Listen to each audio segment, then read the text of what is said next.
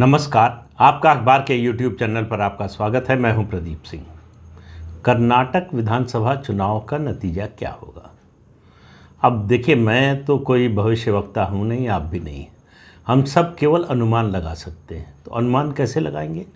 तथ्यों के आधार पर कि सामने तथ्य क्या क्या है, क्या परिस्थितियां हैं, क्या तथ्य हैं, किसके पक्ष में कौन सी बात है, किसके विरोध में कौन सी बात है। इन सब बातों पर अगर विचार करें तो एक नतीजे पर पहुंच सकते हैं जो अनुमान होगा, और वो अनुमान सच्चाई के बहुत करीब हो सकता है। ये निर्भर करता है कि हमारे तथ्य कितने सही हैं और कितने ऑथेंटिक हैं। तो एक कोशिश करते हैं, चलिए आप भी सहयोग कीजिए और शुरुआत करते हैं कि भारतीय जनता पार्टी जो सत्तारूढ़ दल है उसके खिलाफ क्या क्या बातें हैं। तो भारतीय जनता पार्टी के खिलाफ पहली बात यह है कि एंटी इनकम्बेंसी। सरकार की छवि बहुत अच्छी नहीं है, सरकार के बारे में लोगों की धारणा बहुत अच्छी नहीं है। लेकिन एक बात हमेशा याद रखिए कि ऐसा बहुत बार आपको चुनाव में मिलेगा कि लोग सरकार से पूरी तरह से संतुष्ट ना हो। कभी सरकार से पूरी तरह से संतुष्ट हो ही नहीं सकते।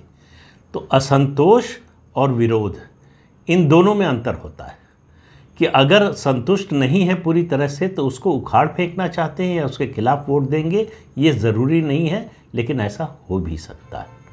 तो एक तथ्य तो ये है। दूसरा, लीडरशिप। बसवराज बोम्मई की लीडरशिप उस तरह की डायनेमिक नहीं है, न उस तरह का उनका जनाधार और लोकप्रियता है जैसी येदियुरप्पा की थी। और तीसरा, सरकार पर भ्रष्टाचार के आरोप। और चौथा, विचारधारा के आधार पर संगठन उतना मजबूत नहीं है जैसे गुजरात में या मध्य प्रदेश में या अब उत्तर प्रदेश में हो गया है। ये जो है 4-5 कमजोरियां, और उनमें जुड़ गया है जिन बड़े नेताओं का टिकट कटा है और जिन नेताओं को रिटायर किया गया है, उनमें से कुछ का विद्रोह, कुछ विधायकों का विद्रोह। उसमें सबसे ऊपर नाम आता है जगदीश शेट्टार का, उसके बाद आता है लक्ष्मण सावदी का। एक चीफ मिनिस्टर रहा, एक डिप्टी चीफ मिनिस्टर रहा। इस कद के नेता छोड़कर जाते हैं तो माना जाता है कि जो है नुकसान होगा। और ये आम धारणा है कि चुनाव के समय अगर जिस पार्टी से लोग निकल कर जा रहे हों वो पार्टी कमज़ोर है, लेकिन ये नियम नहीं है। अब आपको बताता हूँ कि कैसे ये इन सब के खिलाफ और क्या क्या हो रहा है। आखिरी बात से शुरू करता हूँ।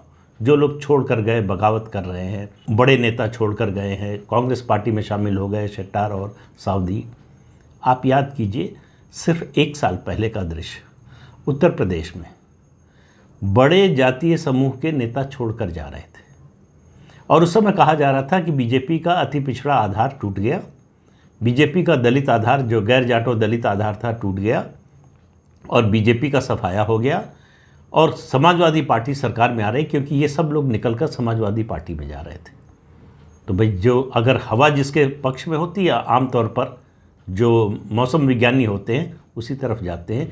लेकिन मौसम विज्ञानी हमेशा सही साबित हो, ये ज़रूरी नहीं होता। ये उत्तर प्रदेश विधानसभा के चुनाव ने बताया। वो सब मुंह के बल गिरे जो छोड़ कर गए थे। उनमें से कई रोज़ कोशिश कर रहे हैं कि किसी तरह से बीजेपी वापस ले नहीं रही। अब इनका क्या हश्र होगा ये तो पता चलेगा चुनाव के बाद। लेकिन मुझे लगता है कि उत्तर प्रदेश से ज़्यादा बुरा हाल हो सकता है इन लोगों का। लेकिन ये एक अनुमान है, इसको आप मेरी सदिच्छा भी कह सकते हैं और किसी रूप में देख सकते हैं। लेकिन मेरा जो अनुमान है, मेरा जो आकलन है, इसका असर नहीं हुआ। क्यों? दोनों लिंगायत समुदाय से आते हैं। लिंगायत समुदाय आज से नहीं, दशकों से भारतीय जनता पार्टी के साथ है। सिर्फ एक बार उसमें फूट पड़ी थी जब BS येदियुरप्पा 2013 में अपनी पार्टी बनाकर चुनाव लड़े थे। लिंगायतों के प्रदेश में सबसे बड़े नेता हैं और भारतीय जनता पार्टी के भी सबसे बड़े नेता। वो जब पार्टी छोड़कर गए और अपनी पार्टी बनाई तो उसका नुकसान हुआ। उसके अलावा कोई उदाहरण नहीं है। लिंगायत समुदाय उसी तरह से भारतीय जनता पार्टी से जुड़ा है कमोबेश, जिस तरह से गुजरात में पटेल समुदाय जुड़ा है। तो आप उसको उस रूप में देखिए। तो पिछले, आपको याद होगा 2018 में सिद्धारमैया ने कोशिश की थी इस समुदाय में फूट डालने की, 2 सेक्ट बनाने की। नुकसान हुआ, फ़ायदा नहीं हुआ। तो इसलिए मेरा मानना है कि ये दोनों जो गए हैं इनको पछतावा होगा बाद में। दूसरी बात, एंटी इनकम्बेंसी का नुकसान होगा, इससे कोई रोक नहीं सकता। बसवराज बोम्मई की जो लीडरशिप है उसकी कमज़ोरी से नुकसान होगा, इससे कोई रोक नहीं सकता। लेकिन इसकी भरपाई करने के लिए प्रधानमंत्री नरेंद्र मोदी की लोकप्रियता और एंटी इनकम्बेंसी की भरपाई करने के लिए कुछ हद तक, पूरा नहीं, केंद्र सरकार की योजनाएं, जो पिछली बार 2018 में जिसका एडवांटेज बीजेपी को नहीं था, केंद्रीय योजनाओं के जो लाभार्थी हैं उन तक भाजपा का पहुंचना, उनको लाभ पहुंचाना, ये ऐसा मुद्दा है जिसकी चर्चा नहीं होती ज़्यादा, जो ज़मीन पर चुपचाप काम होता है और उसका असर जो है जब वोटिंग मशीन खुलती है तब दिखाई देता है। क्यों? क्योंकि वो वादा नहीं होता, वो ठोस लाभ होता है जो उनके जीवन को प्रभावित करता है।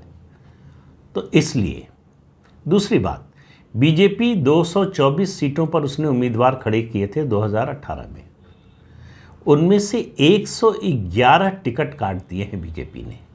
तो क्या कर रही है बीजेपी? बीजेपी अपनी पार्टी को पुनर्नवा कर रही है, यानी उसको फिर से नया करने की कोशिश कर रही है, उसका पुनरुद्धार करने की कोशिश कर रही है। लंबे समय से येदियुरप्पा और लिंगायत समुदाय पर निर्भर थी पार्टी, उस निर्भरता को कम करने की कोशिश कर रही, सामाजिक आधार बढ़ाने की कोशिश कर रही है। और ये पहला चुनाव है जब से भारतीय जनता पार्टी कर्नाटक में चुनाव लड़ रही है कि उसने वोकालिगा समुदाय पर सबसे बड़ा दांव लगाया है। अब आप कहेंगे क्यों लगाया? वो समाज तो ऐसा है जो देवगौड़ा परिवार और कांग्रेस के बीच में बटा हुआ है, बीजेपी को वहाँ कुछ मिलता नहीं। बीजेपी जो है 2 सीट 3 सीट ऐसे लगभग 59 सीटें हैं, ओल्ड मैसूरू का जो इलाका है उसमें से बीजेपी को 3-4 से ज़्यादा सीटें मिलती नहीं। तो बीजेपी ने ऐसा क्यों किया? कॉन्फिडेंस या ओवर कॉन्फिडेंस? मैं कहूँगा कॉन्फिडेंस। अब सवाल दूसरा आएगा कि ये कॉन्फिडेंस कहाँ से आ रहा है? ये कॉन्फिडेंस आ रहा है 2019 के लोकसभा चुनाव के नतीजे से। लोकसभा चुनाव में बीजेपी 28, लोकसभा की जो 28 सीटें हैं कर्नाटक की, उनमें से 25 अपने जीती, एक उसने सुमालता, जो कन्नड़ फिल्मों के मशहूर अभिनेता थे अम्बरीश, उनकी पत्नी सुमालता, उनका समर्थन किया, वो जीती। सुमालता इस बार बीजेपी के साथ है और वो वोकालिगा जो गढ़ है मंड्या, उस सीट से जीती थी। चुनाव के बाद एक सर्वेक्षण हुआ लोकनीति का, उसमें उन्होंने पाया कि जेडीएस का, जो देवगौड़ा की जो पार्टी है, उसके 10 में से 7 कमिटेड वोटर जो उसके कोर वोट थे वो बीजेपी को शिफ्ट हो गए। और इनमें जाहिर है कि सबसे बड़ी संख्या वोकालिगा समुदाय की थी। इसके अलावा कांग्रेस पार्टी के जो दलित मतदाता हैं उनमें 10 में से 6 वोट बीजेपी को चले गए। इतनी बड़ी जीत और कैसे हो सकती है?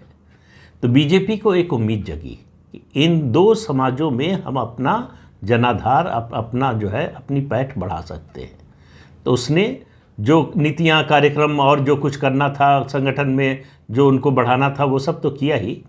उसके अलावा दलितों और आदिवासियों का आरक्षण का कोटा बढ़ा दिया। उसके अलावा 4% जो मुस्लिम आरक्षण था उसको हटाकर 2% दे दिया लिंगायत समुदाय को और 2% वोकालिगा समुदाय को। ये इससे पहले इस तरह की कोशिश, इस तरह का काम किसी ने नहीं किया था। इसकी अभी चर्चा नहीं हो रही क्योंकि ये बीजेपी ने किया। अगर यही काम कांग्रेस पार्टी ने किया होता तो इसकी देश भर में चर्चा हो रही होती। तो ये जो सामाजिक संतुलन बनाने की, ये जो नया सामाजिक समीकरण बनाने की भारतीय जनता पार्टी ने कोशिश की है, वो एक नई भारतीय जनता पार्टी उभर कर आएगी चुनाव के बाद, जो पूरी तरह से एक नेता पर निर्भर नहीं होगी। कुछ कारण तो ये हैं। इसके अलावा प्रधानमंत्री की अपील और प्रदेश के सबसे बड़े नेता येदियुरप्पा के बेटे को टिकट देकर, छोटे बेटे को, उनको जो है संतुष्ट कर दिया। इससे पहले उनको जो है पार्लियामेंट्री बोर्ड और सेंट्रल इलेक्शन कमेटी का मेंबर बनाया जा चुका है। दूसरे जो बड़े नेता हैं जिनको रिटायर किया गया है उनको आश्वासन दिया गया है। ईश्वरप्पा से सीधे प्रधानमंत्री ने बात की है। देखिए, इन बातों का बड़ा असर होता है। तो कर्नाटक में भारतीय जनता पार्टी ने जो काम किए हैं, मतलब चुनाव जीतने के लिए जो रणनीति बनाई है, वो इससे पहले कर्नाटक में कभी नहीं दिखी थी। और जिस तरह का चुनाव प्रचार प्रधानमंत्री, केंद्रीय गृह मंत्री अमित शाह और उसके अलावा उत्तर प्रदेश के मुख्यमंत्री योगी आदित्यनाथ करने वाले, वहाँ नाथ संप्रदाय का बड़ा असर है, योगी जी का वहाँ बड़ा प्रभाव है, तो उसका असर जो है निश्चित रूप से चुनाव पर पड़ेगा। तो ये इन सब बातों को देखते हुए भारतीय जनता पार्टी की तैयारी और उसकी चुनावी मशीनरी, चुनावी प्रबंधन, उसका कोई जवाब नहीं है। और प्रधानमंत्री की रैलियों का, उनकी जो अपील है उसका, ये कुल मिलाकर जो परिस्थिति बना रहे हैं उससे आप तुलना कीजिए कांग्रेस पार्टी की। कांग्रेस पार्टी समझ गई है कि वो बीजेपी से राष्ट्रीय मुद्दों पर नहीं लड़ सकती है, इसलिए कांग्रेस पार्टी स्थानीय मुद्दों पर जा रही है। वो जैसे उसको लग रहा है कि हिमाचल प्रदेश में वो स्थानीय मुद्दों के कारण जीत गई, वैसे ही कर्नाटक भी जीत सकती है। हिमाचल प्रदेश में सिर्फ 2 कारणों से कांग्रेस जीती। एक, भारतीय जनता पार्टी की अंदरूनी लड़ाई, नेताओं का एक दूसरे को हराने की कोशिश, खासतौर से 2 बड़े नेताओं की, उसकी बात कर चुका हूँ, दोहराऊंगा नहीं। और दूसरा, ओल्ड पेंशन स्कीम। ये 2 चीज़ें ना हुई होती, या कम से कम बीजेपी के लोग आपस में लड़े ना होते, अपनी ही पार्टी का नुकसान ना किया होता, तो भी आज बीजेपी की सरकार होती हिमाचल में। तो वो कोई विनिंग फार्मूला है हिमाचल, ऐसा है नहीं। दूसरा, सिद्धारमैया और डीके शिव कुमार की लड़ाई। मुख्यमंत्री कौन बनेगा? सिद्धारमैया कह रहे हैं कि हम दोनों दावेदार हैं और हाईकमान तय करेगा, यही डीके शिव कुमार कह रहे हैं। लेकिन डीके शिव कुमार एक और बात कह रहे हैं, वो तीसरे कैंडिडेट को ले आए हैं, वो पार्टी के राष्ट्रीय अध्यक्ष मल्लिकार्जुन खड़गे को, कि दलित को मुख्यमंत्री होना चाहिए। यानी उनकी सारी कोशिश है कि सिद्धारमैया किसी तरह ना होने पाए। तो ये जो प्रतियोगिता है, प्रतिद्वंदिता है सिद्धारमैया और डीके शिव कुमार की, वो कांग्रेस पार्टी को बड़ा नुकसान पहुंचा सकती है। सवाल इसका है कि दोनों में लड़ाई चुनाव के दौरान कितनी ज़्यादा होती है ज़मीन पर।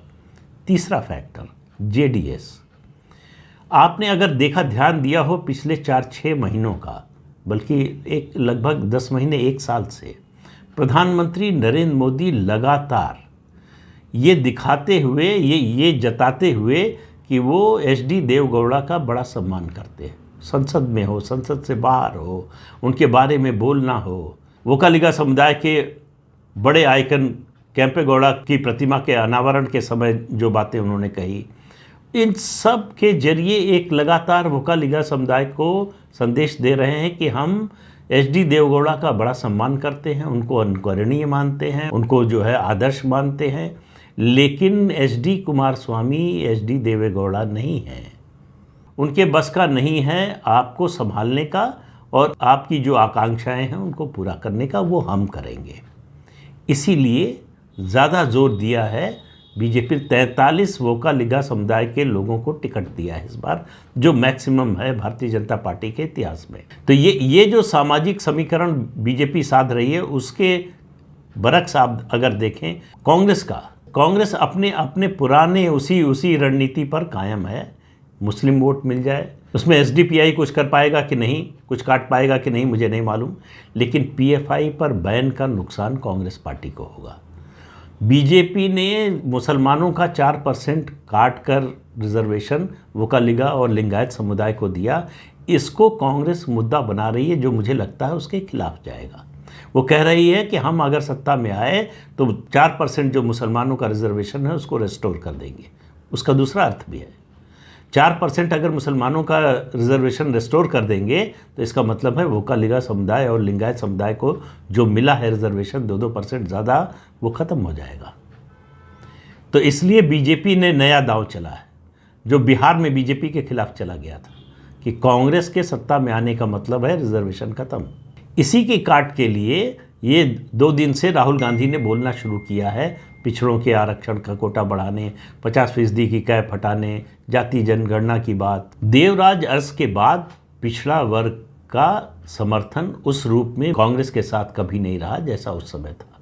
सिद्धारमैया उसी ट्रेडिशन से आते हैं, वो जनता दल से आए। तो पिछड़ों के नेता, कुर्बा जो समुदाय है पिछड़ों का, सबसे बड़ी जाति है, उससे आते हैं। इस वजह से है, अगर उनमें ये संदेश जाता है कि उनको मुख्यमंत्री नहीं बनाया जा रहा है, और अगर वोकालिगा में ये संदेश जाता है कि डीके शिव कुमार को इस बार भी मुख्यमंत्री नहीं बनाया जाएगा, तो उसका क्या असर होगा आप अंदाज़ा लगा सकते हैं। और आखिरी बात, कांग्रेस के पास कोई नेशनल स्टार कैंपेनर नहीं है। इमरान प्रतापगढ़ी को स्टार कैंपेनर बनाकर और सचिन पायलट का नाम काटकर कांग्रेस पार्टी ने अच्छा संदेश नहीं दिया है। इमरान प्रतापगढ़ी जो प्रशंसा करता है अतीक अहमद की, जो अतीक अहमद को अपने पिता तुल्य बड़े भाई समान बताता है। तो कुल मिलाकर नेशनल लेवल से कैंपेन करने वाला कोई कांग्रेस पार्टी में है नहीं, जो है वही स्थानीय लोग हैं। और उनको एक बार 2018 में कर्नाटक की जनता रिजेक्ट कर चुकी है। क्या उसी रिजेक्टेड लीडरशिप को फिर एक्सेप्ट करेगी, ये एक सवाल है। मेरा अनुमान है इन तथ्यों के मद्देनज़र कि बीजेपी ने अपना कार्ड बहुत कायदे से खेला है। इतने बड़े पैमाने पर असंतोष को जानते हुए कि ये होगा फिर भी किया, ये उसका कॉन्फिडेंस है, ओवर कॉन्फिडेंस नहीं है। तो Bharatiya Janata party number 1 party के रूप में उभरेगी और उसको बहुमत भी मिल सकता है, स्पष्ट बहुमत, यानी 113 के ऊपर भी जा सकती है। ये मेरा आज की तारीख में अनुमान है, क्योंकि अब टिकट बढ़ चुके हैं, नॉमिनेशन की जो है तारीख वो ख़त्म हो चुकी है। अब जो है स्क्रूटनी और विड्रॉल का समय है, तो उसमें अब चुनाव प्रचार कायदे से शुरू हो चुका है। तो कर्नाटक विधानसभा चुनाव की ये लड़ाई खरगोश और कछुए की रेस जैसी है, और मेरा मानना है कि इसमें कांग्रेस पार्टी जो है वो खरगोश है और भारतीय जनता पार्टी कछुआ है। और ये रेस हमेशा की तरह जीतेगा कछुआ ही, क्योंकि कांग्रेस पार्टी खरगोश की तरह उसने शुरुआत बहुत तेज़ की। शुरू में लग रहा था, मुझे भी लग रहा था कि कांग्रेस को एडवांटेज है, कांग्रेस आगे है, वो सिंगल लार्जेस्ट पार्टी बनेगी। लेकिन जैसे जैसे चुनाव आगे बढ़ रहा है, परिस्थितियाँ बदल रही हैं, इक्वेशन बदल रहे हैं, ज़मीन पर जो ज़मीनी हकीकत है वो बदल रही है। देखिए कितना सही होता है। 13 मई के बाद फिर बात करूंगा कि सही साबित हुआ, गलत साबित हुआ, गलत हुआ तो क्यों, सही हुआ तो क्यों, इसकी भी बात करूंगा। तब तक इंतज़ार कीजिए, ज़्यादा समय नहीं है। तो इस अंक में इतना ही, अगले अंक में फिर मिलेंगे किसी नए मुद्दे के साथ। तब तक के लिए अनुमति दीजिए। आपसे अनुरोध है कि ये चैनल देखिए, शेयर कीजिए, लाइक कीजिए और सब्सक्राइब ज़रूर कीजिए। नमस्कार।